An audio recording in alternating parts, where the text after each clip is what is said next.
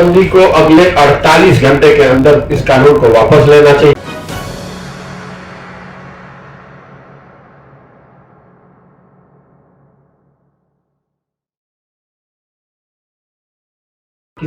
दुखद है, इससे ज्यादा दुखद और क्या घटना हो सकती है। किसी सरकार की गलत नीति की वजह से अकारण इतने लोगों की जान जाना। लेकिन अगर आप लोगों ने ध्यान दिया होगा तो शराबबंदी पर सबसे पहला इनके विरोध में मुखर आवाज मैंने उठाई है। जब से मैं आया हूं तब से बोल रहा हूं। भाजपा के लोग जो आज बड़े एजिटेटेड हैं, असेंबली में विधानसभा में हल्ला कर रहे हैं, ये तो 5 बरस तक इनके साथ बैठकर इन्होंने शराबबंदी का फेवर किया है, उसके पक्ष में थे। तो कोई ये भाजपा के लोग से नहीं पूछ रहा है कि जब आप सरकार में थे तो आपने शराबबंदी हटाने के लिए क्या काम किया। और आज भी पहले ये तो यहाँ जितनी पार्टियां हैं पहले ये तो बताएं कि शराबबंदी पर उनका स्टैंड क्या है। यही काम आरजेडी और तेजस्वी यादव कर रहे थे।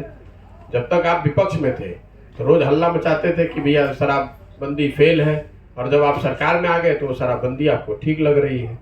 वही काम भाजपा कर रही है। जब सरकार में बैठे हुए थे तो शराबबंदी से उनको कोई दिक्कत नहीं थी, जैसे ही सरकार से बाहर निकले तो आप हल्ला मचा रहे हैं। इस तरह की जो घटना कल छपरा में 2 दिन पहले जो हुई है, ये तो समाज में होती रही है। मैं जब मई में आया हूँ यहाँ और मैंने घूमना शुरू किया है तो सैकड़ों की संख्या में लोग बताते हैं, इक्का दुक्का लोग। ये चूंकि एक साथ 30 लोगों की बात है तो मीडिया का भी ध्यान गया है और बड़ा हंगामा भी हो रहा है, लेकिन इक्का दुक्का जहरीली शराब के पीने से मौतें होती रही हैं। उसको स्थानीय स्तर पर पुलिस के द्वारा, प्रशासन के द्वारा दबाया जाता है। चूंकि ये ज़्यादातर गरीब परिवार के लोग हैं, उनकी हिम्मत नहीं पड़ती है, इसलिए उनको इस बात को कह के डराया धमकाया जाता है कि अगर आप जहरीली शराब से होने वाली मौत के विषय में कुछ केस करेंगे तो आप पर शराबबंदी के नियम के तहत, कानून के तहत कार्रवाई हो जाएगी, आपको केस फेस करना पड़ेगा।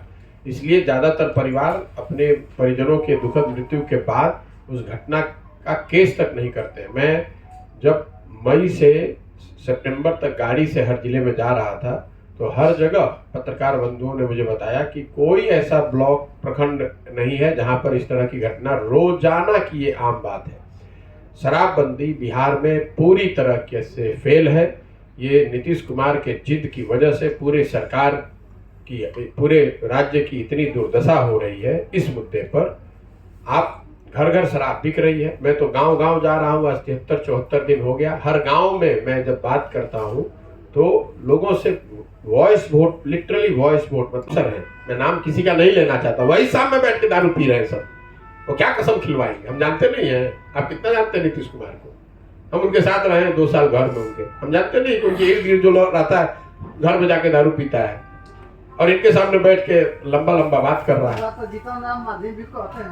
जीतन राम मांझी के जो भी नीतीश कुमार को जानता है, उनकी व्यवस्था को जानता है, उनके इर्द गिर्द जो अफसर हैं और जो सो कॉल्ड उनके चमचे हैं, वो सब पी रहे हैं शराब। और उनके साथ आप कह रहे हैं कसम में, ये तो हम लोग जग हंसाई वाली बात है कि किसी राज्य का मुख्यमंत्री किसी डिस्ट्रिक्ट के डीएम और एसपी को बुलाकर कहता है कसम खाइए कि आप शराब का कारोबार करने वालों को पकड़िएगा। इसका मतलब कि आपका इकबाल खत्म हो गया है।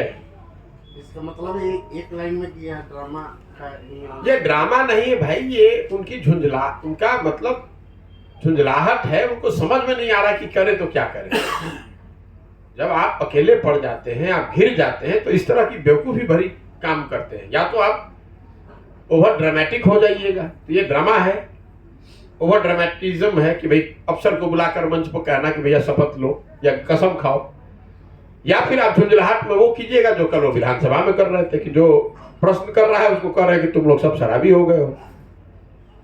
लेकिन नीतीश कुमार के साथ साथ तेजस्वी और खासकर भाजपा, ये भाजपाई जो है, ये 5 बरस इस शराबबंदी के कानून को बनाने, चलाने और इसके सारी इससे जुड़ी कुव्यवस्था के बराबर के भागीदार रहे और आज ये सवाल उठा रहे हैं।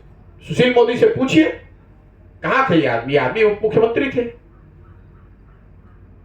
जो उप मुख्यमंत्री थे, कैबिनेट में सारे मंत्री आपके थे,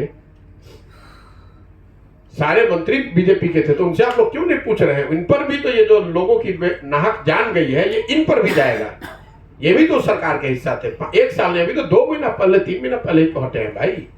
3 महीना पहले तक तो इसी शराबबंदी का डुगडुगी बजा रहे थे। ये क्या बात करेंगे? एक अंतिम नहीं यार, हाँ वही तो विधानसभा में सर्वसम्मति से पारित तो सर्वसम्मति से आपने पारित किया है, तो आप आप मैं कह रहा हूं कि बिहार में मैं मई से आया और पहले दिन से मैं कह रहा हूं, इन जैसे लोगों के प्रश्नों के बावजूद ये कह रहा हूं कि बिल्कुल शराबबंदी के विरोध में मैं एकदम चाहता हूं कि शराबबंदी यहाँ से हटाई जाए। मुझे कोई इसकी चिंता है। कौन नहीं कर रहा है शराबबंदी पर टिप्पणी? कौन नहीं कर रहा है?